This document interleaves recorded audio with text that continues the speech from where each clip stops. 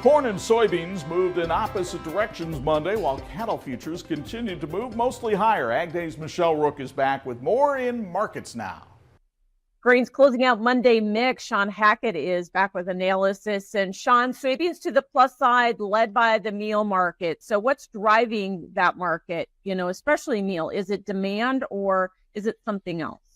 Well, I don't think it's because of greater actual demand. I think there was many buyers who were more hand to mouth, thinking we're going to have all this surplus meal from the biodiesel story going on. And we now know that we're using all kinds of other feedstocks. The crush isn't going to be what we thought it was going to be. The excess supplies of meal is not there. And a lot of these hand to mouth buyers are catching up, making demand look strong, and obviously helping to lead the soybean complex out of a hole here.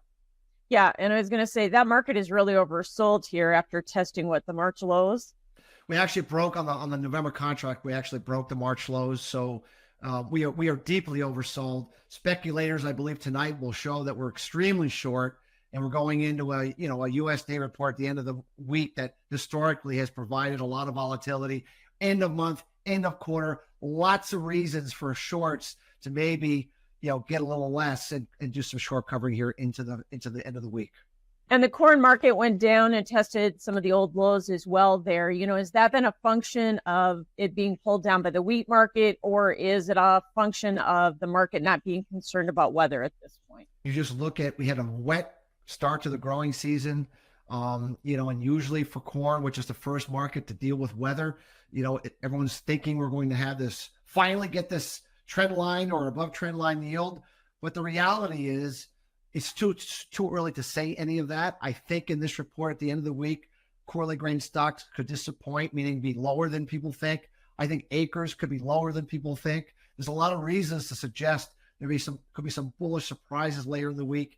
And we think a lot of heat's going to come in the month of July. That's going to worry the market that maybe those trend line yields could be in jeopardy. All these reasons to say that the corn market retesting the March lows has probably done the most it's going to do for a little while here. Thanks for joining us. That is Shawn Hackett with Hackett Financial Advisors. We'll have more AgDay coming up. Watch Markets Now with Michelle Rook on the Farm Journal YouTube channel, keeping you updated throughout the day on the markets at the open, midday, and close. Find out what moved the markets today and what to expect the market to do next.